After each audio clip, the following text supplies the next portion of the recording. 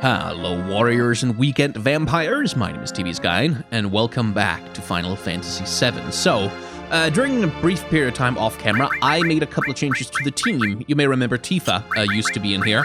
I've taken her out because she's level 30 and Yuffie is level 28, and I'd like Yuffie to... Yeah, I'd like Yuffie to be getting a little bit of experience just to keep her up with the rest of the team.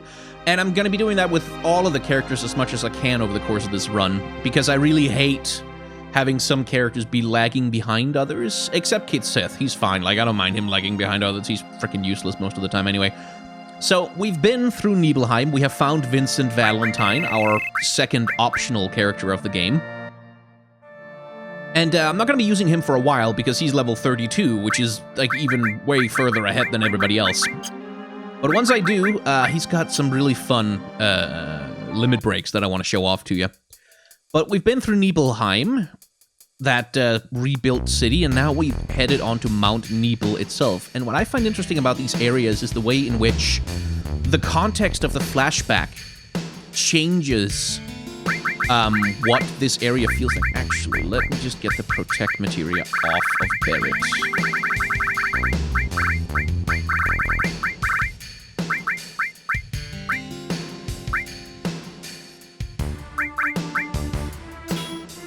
Put steel on him instead. Just because Cloud's just gonna level up soon, right? Yeah, it's gonna level up really soon, actually. And I would like Cloud, because he's got the HP plus materia, I'd like Cloud to be taking a lot of the hits to the team, because you can see he's got, like, literally twice the HP of Yuffie, so... Or Yuffie, if you prefer. So I would rather he take the physical hits as much as possible. Ooh, screen tearing.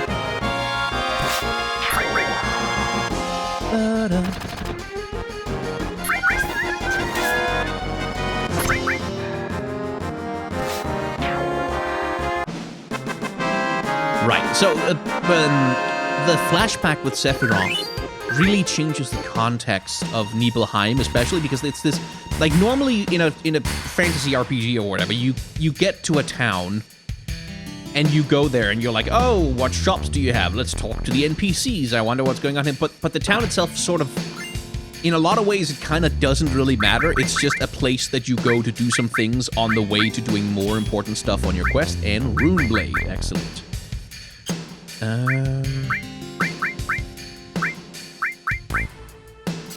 Yeah, I think I want to... Wait, no, the Kazakiri has double growth, right?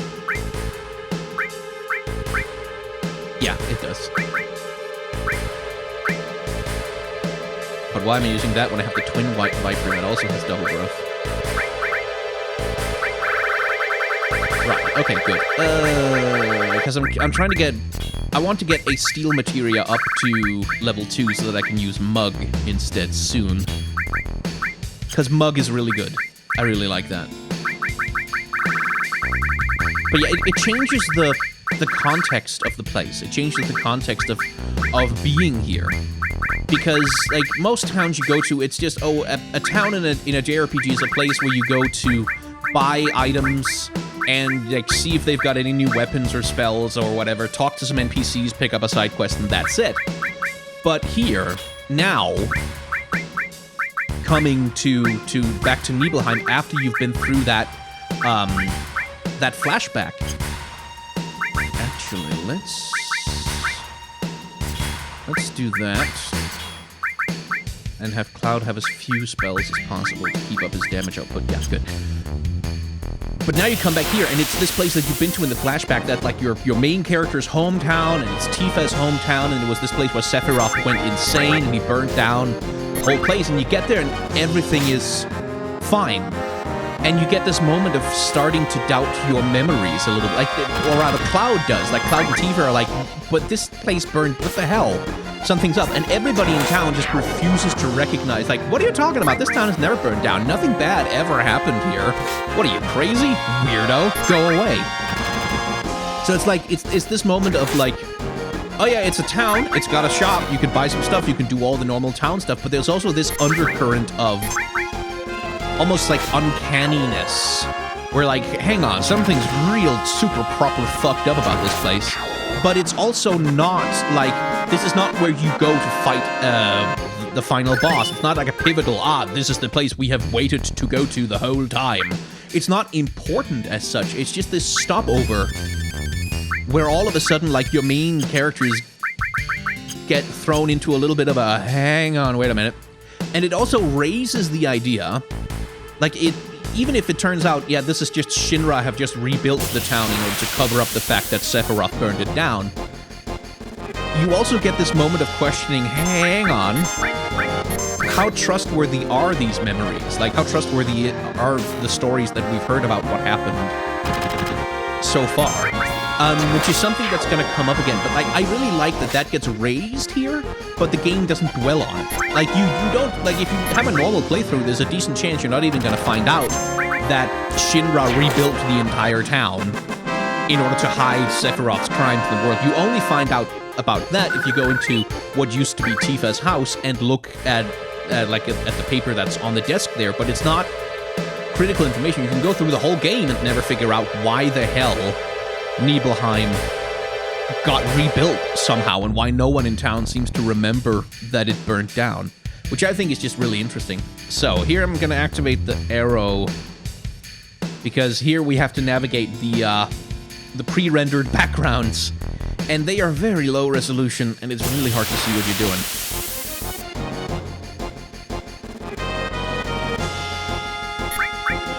So when we get to, okay, well, yeah, might as well. After Final Fantasy VII, I'm going to play Final Fantasy VIII, which used to be my least favorite Final Fantasy, but has actually sort of, it's grown in my esteem since then. By the way, here's Barrett's new limit break that you haven't seen before. He points at stuff and then it blows up. After Final Fantasy VII, I'm going to play Final Fantasy VIII. And I'm going to be playing the Final Fantasy VIII remaster that Square put out, where they mostly just updated the character models, and the backgrounds are still pretty damn low resolution, much like they are in Final Fantasy VII. That's a weapon for red.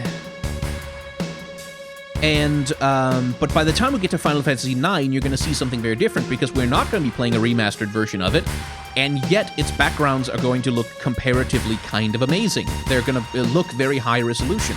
And that's because someone did made a mod for it where they trained a neural network AI to upscale the backgrounds in the game very, very accurately. Like, it's incredibly impressive. And I'm really waiting for someone to do the same thing with Final Fantasy VII, because this game, as you can see, it really needs the upscale. And part of the reason why Final Fantasy VII has never had a proper remaster, like an HD remaster, is because Square Enix quite literally doesn't have the files that would be necessary to do that. Which is the same reason that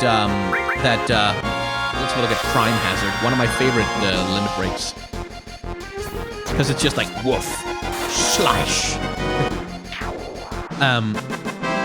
The reason why is that Square Enix quite literally don't have the files. They literally don't have the files that you used to make the game with. Because back in the day when they were making Final Fantasy VII, they rendered all of these backgrounds in 3D graphics, basically. And then they downscaled them so that they would first of all fit in the resolution of a PS1, like the resolution that it could output, and also so that they would fit on... Oh, no, I need to be careful. I need to be careful here. Because if I go down the wrong one, I'm fucked. They downscaled it so that it would fit in the resolution of a PS1. And one of the consequences of that... That's a stop spell, isn't it? Yep. Okay.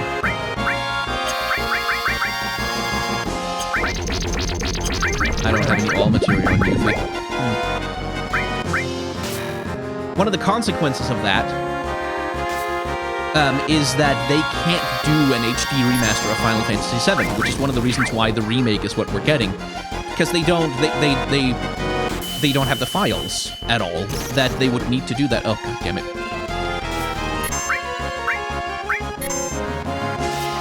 I'm getting really distracted by this fight.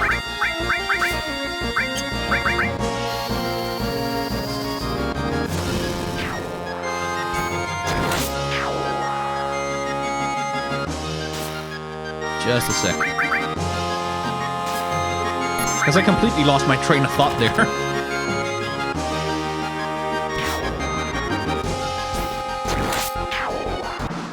Okay. So yeah, let me just recap. They don't have the files that they used to create the game. They rendered all the files in high resolution, then they downscaled them to fit on a PS1, and then they had absolutely legendarily terrible archival practices internally. Basically, they didn't keep backups and safety copies. There we go. Got that letter down. Of all the files that they needed to make Final Fantasy VII in the first place. So they can't do a remaster because they literally don't have the files, which is why the Final Fantasy VIII remaster is kind of crappy, is because they also don't have any of the files for the backgrounds in that particular game. Damn it, wrong one. Which is why the backgrounds in that game still look really pixely and kind of terrible, but they updated all the character models instead. Which is sort of the best. The best thing they could do for Final Fantasy VIII, but that wouldn't work for Final Fantasy VII because remember, the original character models in Final Fantasy VII are these tiny little puppet characters, like very blocky little puppet characters that just there's really no point upscaling those because they would still look terrible, which is why this mod has tried to basically just make better character models, full stop.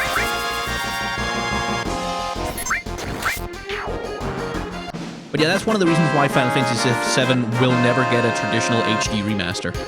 But by the time we get to Final Fantasy IX, like I said, someone has done an AI upscaling of the original game. Is it number 3? Nope. That is really, really impressive.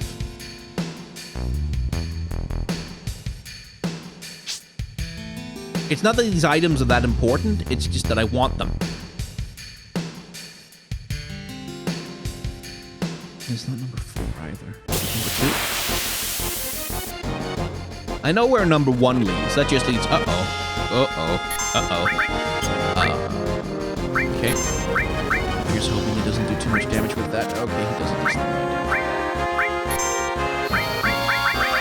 Start by stealing. I think this guy has something that's worth stealing. Yeah, gold bracelets. You want those. But you also want to try and not, get murdered.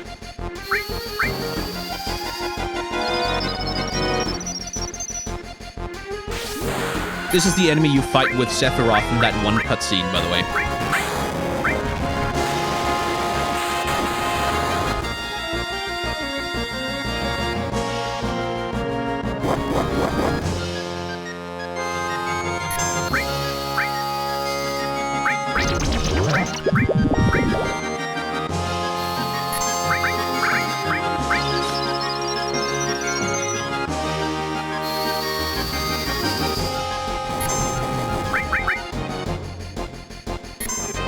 He's not easy to hurt. I think Aqua Breath messes with him.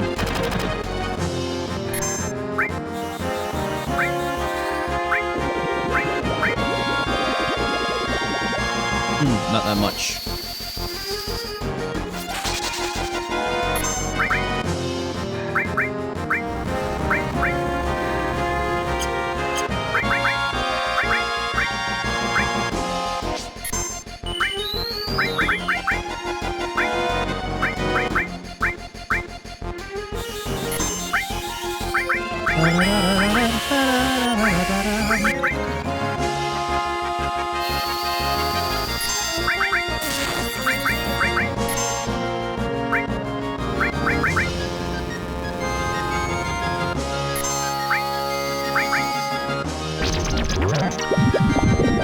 Come on, get poisoned.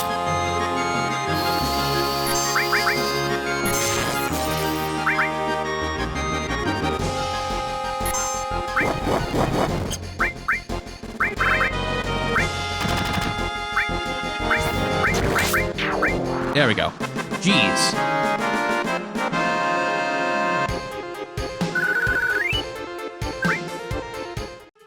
What the hell was I saying? I completely forgot everything I was talking about. gold bracelet. Yay! Substantial defensive upgrade. Okay, number 2 then. So that should take me to here. Where I get the oversoul. Yes. That right there is a boss, by the way.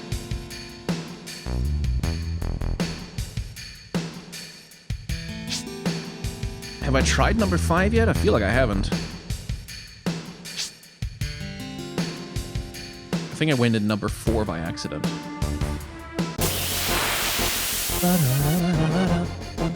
But if you don't remember, by the way, to go down and get that ladder down, it takes a million years to get back up there.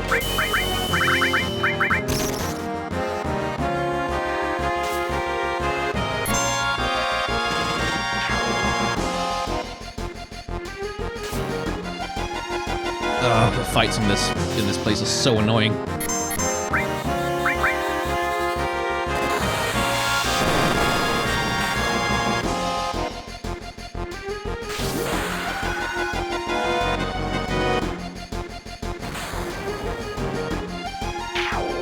There we go.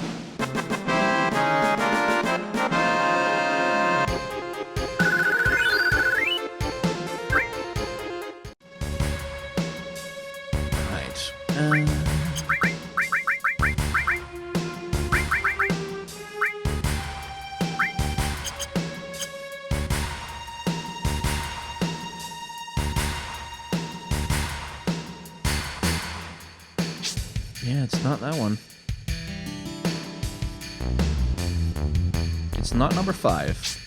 So it must be number 4 then. Didn't I try 4 already? I'm getting interrupted by these random encounters and completely forgetting what I've already done. So strap yourselves in, get a drink. Oh my god, no, why? Get a drink, get comfortable. This could take a while.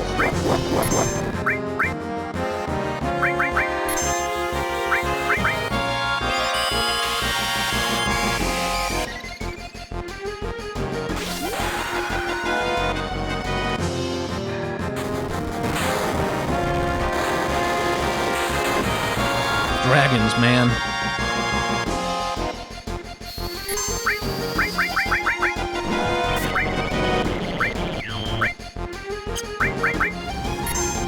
Gravity doesn't work on it either.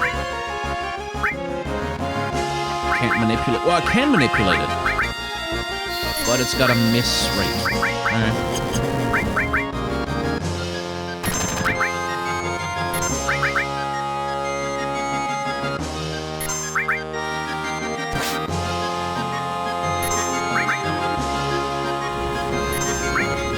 Because if I can manipulate it, then I can prevent it from taking turns.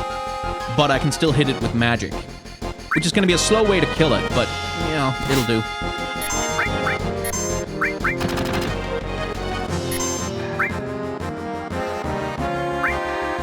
Okay, this is taking too long.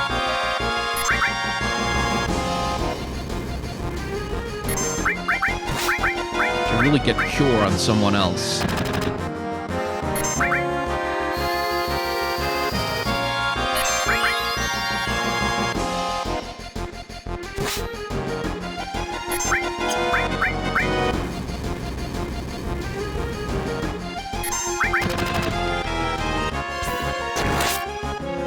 Just die. Come on.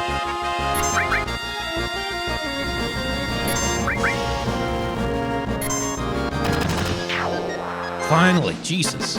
Those dragons, man.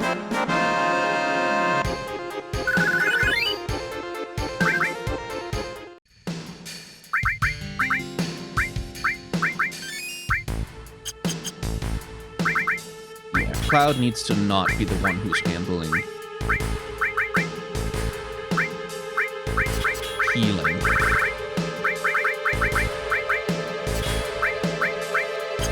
Gonna put that on Barret instead.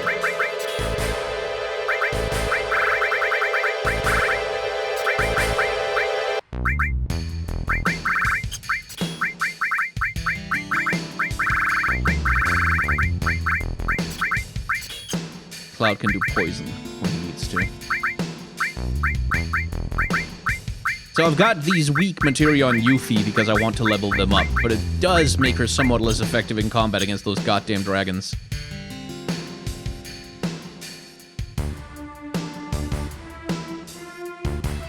Okay, so number 3 dumps me there, right? Yeah. So where the hell's the one that dumps me by that treasure chest?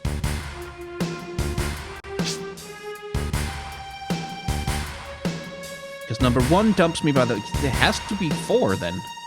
I just haven't gone in there. I just misremembering. That was number 3 again, wasn't it? No, finally! Jesus! There we go. That one's kind of important, because all materia are kind of hard to come by.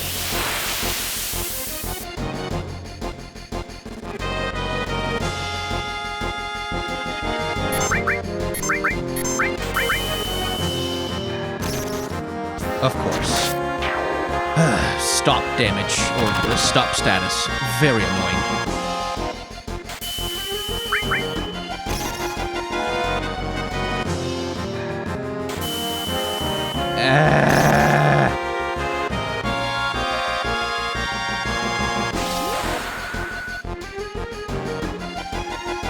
It used to be in Final Fantasy games that if all of your party members were inflicted with stop, you lost. Like, you just got a game over. Thankfully, that's not true in Final Fantasy VII anymore. Alright, that's all of the tubes, finally. So let's just... use a tent if I can find it. Where the hell are my tents? There. To heal up.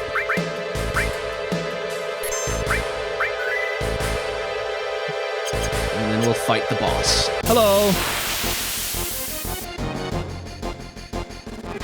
Oh my god! Oh my god! Son of a bitch! Okay.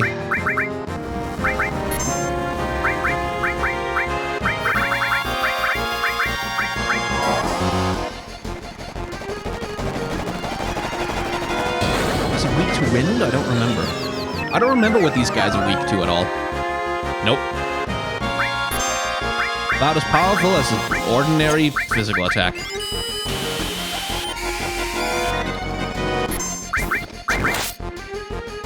Honestly, like, the defensive upgrades from Mighty Guard are good, but the really powerful thing about it is that you get to use haste on your whole party. Along with it, because that stuff sticks around.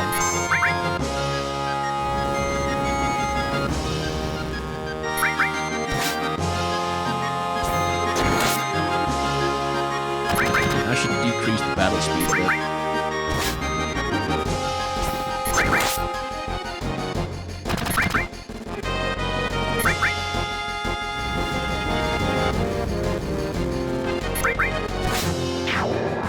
There we go.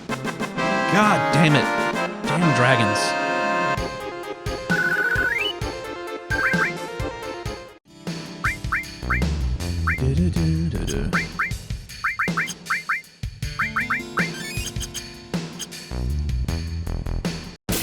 Now we fight the boss. As you can tell by the music.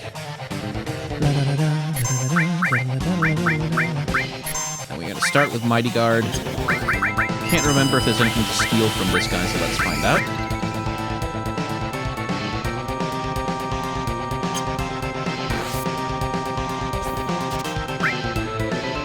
Nope. Cool. That means we can just kick his ass. Now, this guy has a very rare ability. It's called, I think it's called Tri-Attack or something along those lines. But it's an enemy skill that you can get. Which does a decent amount of damage. I can't remember what the properties of it are. I can't remember if it's non-elemental or multi-elemental. But yeah, you very much want to have everybody, like all of the enemy skill materia that you've gathered so far in this fight, so that you can get that ability on all of them. At least if you're a completionist.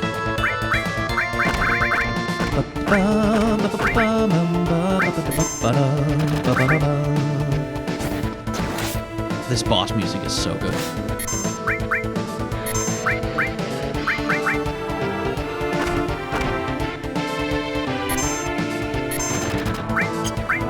Hey, I got stopped.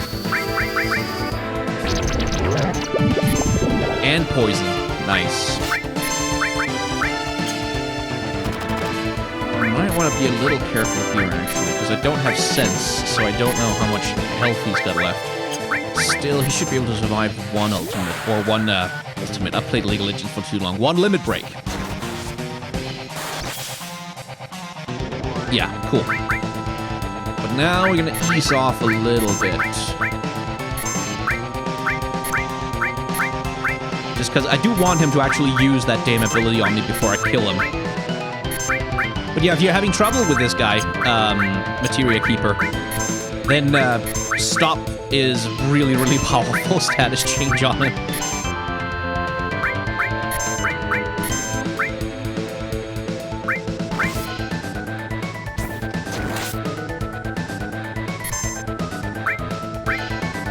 Wait, did he get stopped again? Why did his idle animation go away?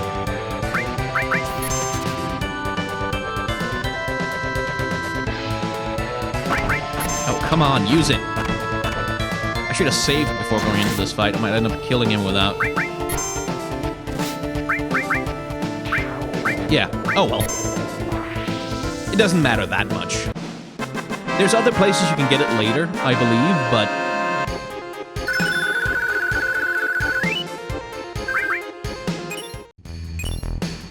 the counter materia is the important thing that I wanted from him.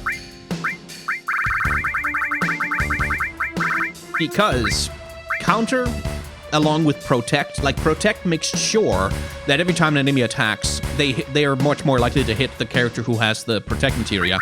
Then counter allows you to counterattack everybody who hits you, and HP plus keeps you tanky enough that you can take the hits. And then along with long range, then you can be on the back row, which means all physical attacks do half damage to your character, who also has a ton of HP to take all those hits, who also tends to take most of the hits, who also then counterattacks everything that he gets hit with. So that's... so that's a lovely little materia combo that you can do. Let me see. Right, yeah, at least that way. We're not done on the mountain yet, though.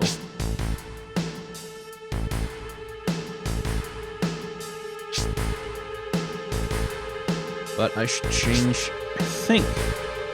This is where my memory is failing me a little bit. I think I should change Intifa.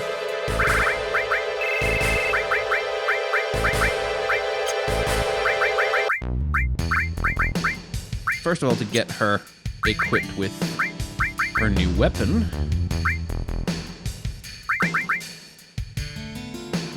Or not, actually.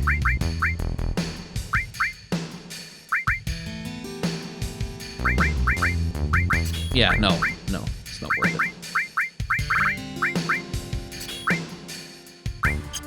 And we'll get her all of Yuffie's.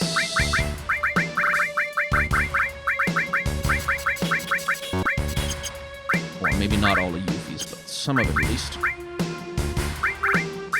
Let's see. Definitely restore. We need the healing. Skill.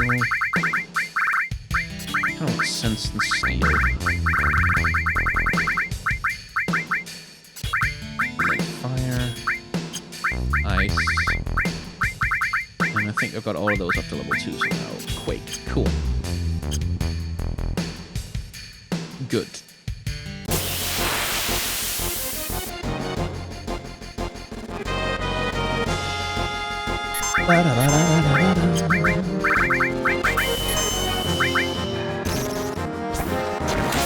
Stop being tedious.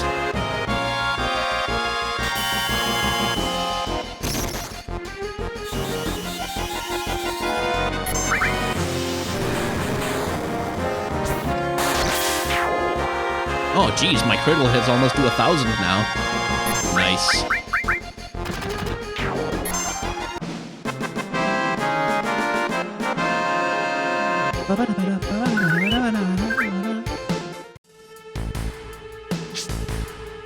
still need to go to the reactor and stuff. And this is where I can't remember if the reactor here triggers a scene, but if it does, I want Tifa with me.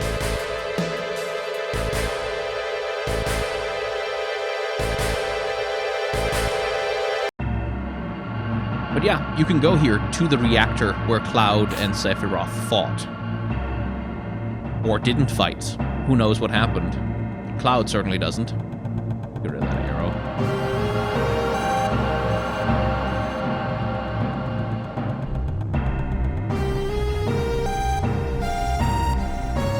And you can see everything here has also been completely restored to, as it were, perfect working order. But you can't go and see Genova. And again, this is about, like, this is that weird relationship you kind of have with this place. Is like, this is such an important area. Like, such important things happen here, but there's no physical evidence of it. There's no physical evidence that anything happened here at all. Which is such an uncanny feeling. Like, which, I probably, like, as a kid, I probably just wrote it off as, oh, they didn't bother making sure that there was some physical blah blah whatever.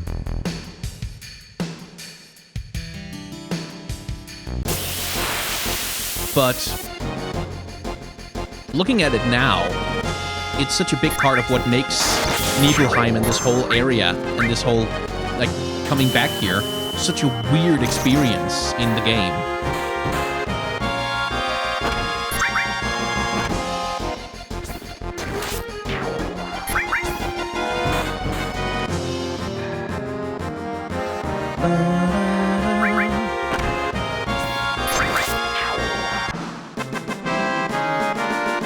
Nibelheim is also, like, Mount Nibel is one of those areas that I'm kind of curious if they will keep the aesthetic of this place intact when they eventually get there in the Final Fantasy VII remake.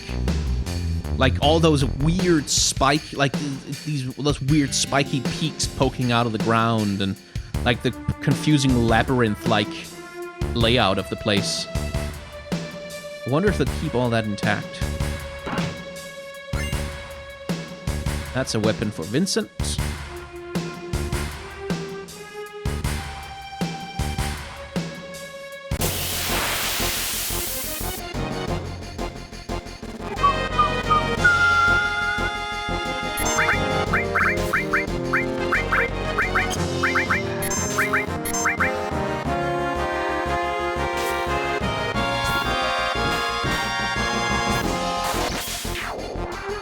But yeah, if you do that materia combo on Cloud, by the way, or any character in your party, to make sure that they, like, get the physical attacks and they get to counter, you can also put anger, the status change anger on him in order to make his limit break bar go up way faster. And that's sort of the power of the materia system, is that there's a whole bunch of stuff, like, we can make these conditional situations. Like, one materia in the game allows your character to take an action when they are knocked out. So, like, they get hit with a knockout, and then all of a sudden they're able to take one action. And one of the things you can do is you can make one of the things that you can make the thing that they do when they get knocked out, summoning Phoenix, the Phoenix summon, which we get later in the game, which will revive your entire party. So you can make sure that that character has an auto revive, basically, which is something that's existed in Final Fantasy for ages, like the Arise thing. But here you're able to do it for your entire party, first of all, and also hello, Materia Spring. Property Materia, thank you very much. Right, just a sec. Hang on. Let me think.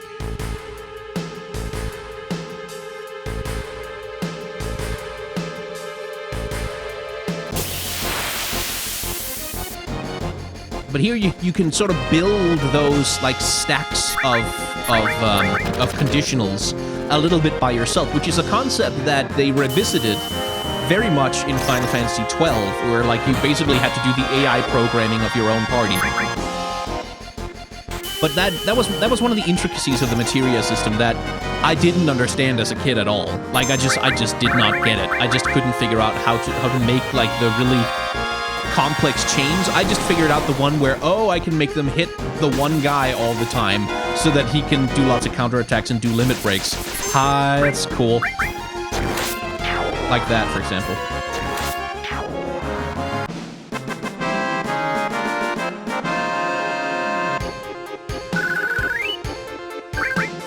But there are some really complex behaviors that you can kind of program with materia.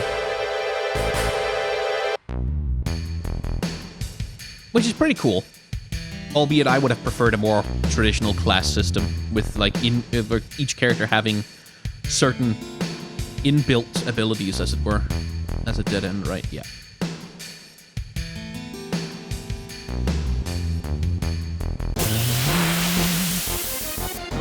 So Mount Nibel is also unique in that it's this big interconnected cave system area thing with absolutely no story sequences whatsoever. Like even when you go to the reactor on top of the mountain there, like there's no point where Cloud is like, oh, this is here, this is the place, this is the reactor. And much like in Nibelheim itself, it's like you don't necessarily find out anything about Nibelheim being destroyed or rebuilt. You can if you go around exploring on your own, but the game doesn't go out of its way to have a story cutscene saying, oh, and turns out Shinra rebuilt this whole town from scratch in order to cover up Sephiroth's war crimes. There's nothing like that. The information is there if you want it, but it doesn't go out of its way to show you that information, to give that to you.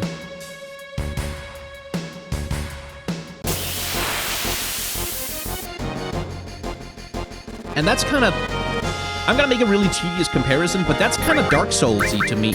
Like that's kind of the same, approach to storytelling that Dark Souls has, where it's like, you want to go around hunting item descriptions, fine, you can do that, but we're not gonna do cutscenes. We're not gonna sit you down and they're like warble exposition at you. You get a cutscene at the start of the game, and that's like basically it in terms of world building. The rest of it you have to discover for yourself by talking to people, picking up items, reading item descriptions, and paying attention. And I feel like that's something that like modern AAA games are very afraid to do. Like that's something that I've seen like mentioned in a lot of reporting about AAA development is because it's so expensive and because the studios invest so much money and so many resources in every piece of content that they put in the game. Really? This is a dead end? I feel like I remember that it led somewhere, but okay. Because the studios invest so much in it, they're really afraid to like put a bunch of work into a game and then have none of the players see it, or have a lot of players miss it, and then like they're afraid that if we don't put all this great content that we made in the game, that's gonna kill our Metacritic score. Like that's gonna kill our reviews, that's gonna kill our market penetration, and we won't make back these $200 million that have been invested into this fucking video game.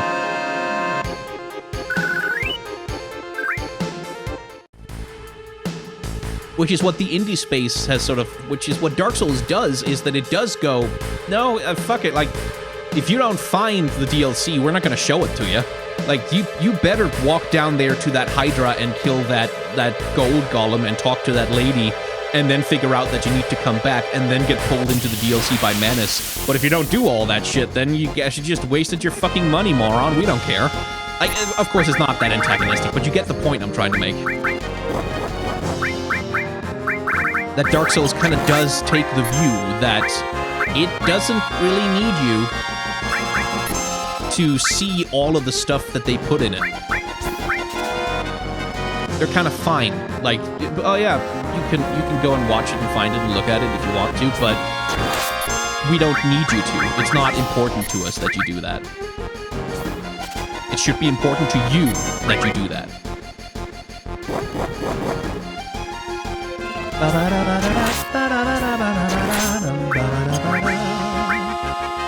Getting those double attacks off feels so good because of the counter.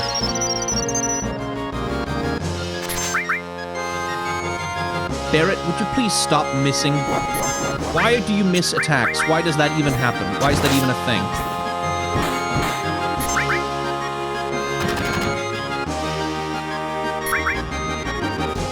But yeah, because the counter materia is only level 1 right now, it doesn't go off every time.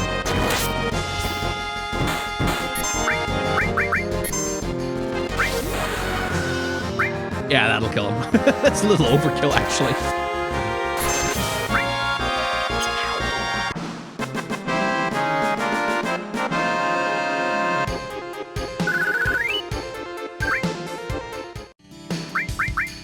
Do-do-do-do-do-do-do.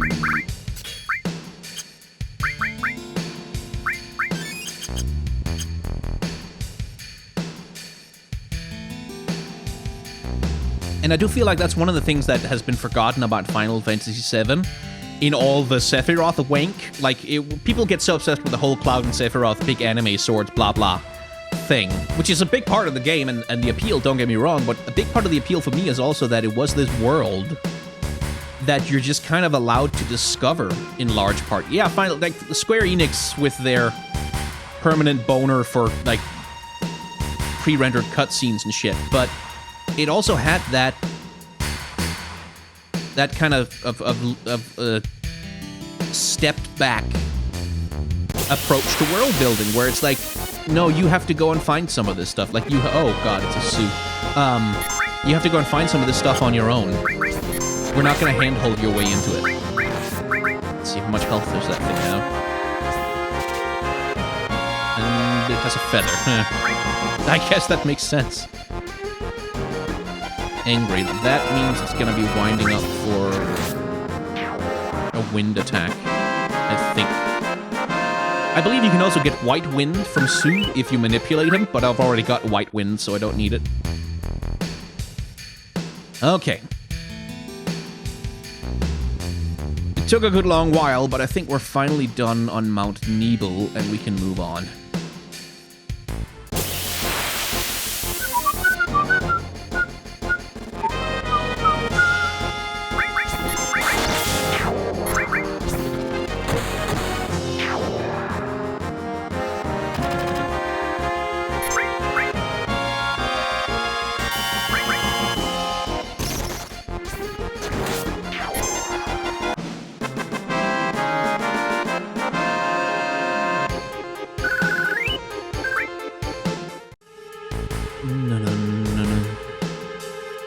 So the thing about Vincent and Yuffie, by the way, because they are optional characters, like there is a point in the game where you do need to have Yuffie, I believe, like where you can't put it off.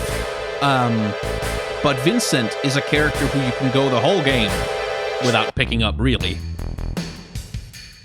If you especially want to. And the thing about that and one of the things that means is that they kind of, unlike characters like Barret and Tifa and Aerith and Red and so on, they don't get that much exposure in the story, which is pretty normal.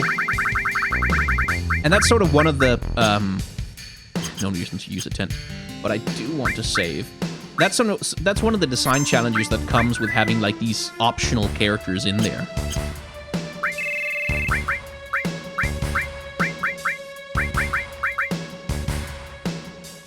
Okay, I want Vincent now. I want to show him off. Can't get anything better there.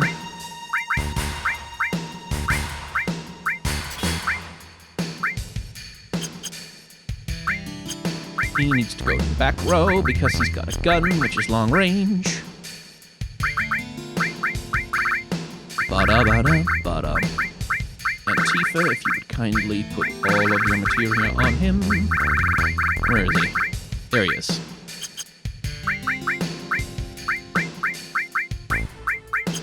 Very good.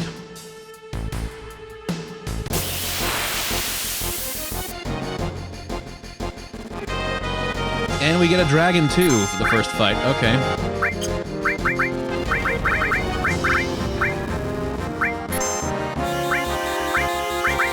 Well, that's fine. There's Vincent. Little edgelord with his pointy shoes. Nice, got the gold bracelet. Good.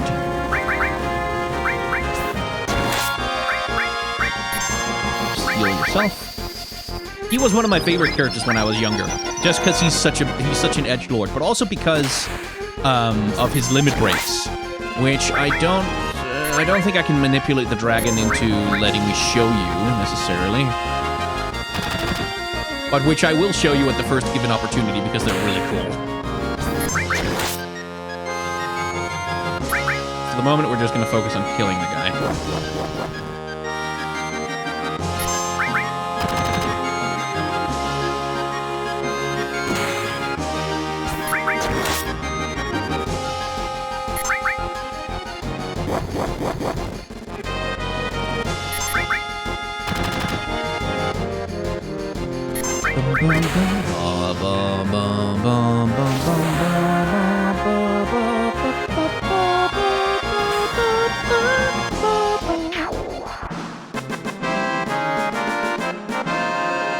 But yeah, Vincent is a wonderful edgelord. Subject of so many fanfics. And that is the end of Mount Nibel.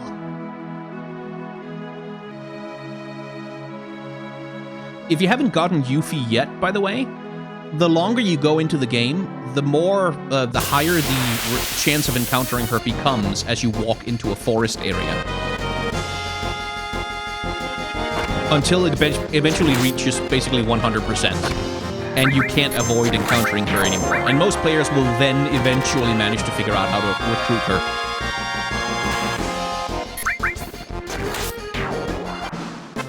But yeah, with Vincent, you pretty much have to open that goddamn safe.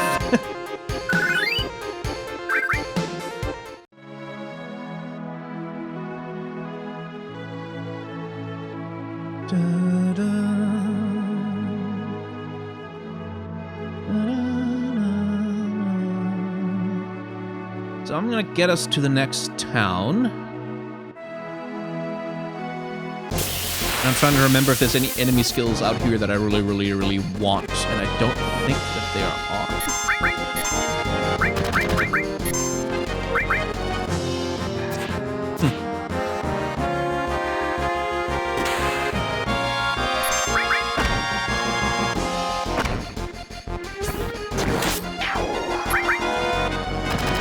The funny thing about Vincent, by the way, is like, in this game, he's like a former Turk, which is like an assassin dude who he uses guns, and he's got this edgelord shit going on with especially with his limit break and stuff.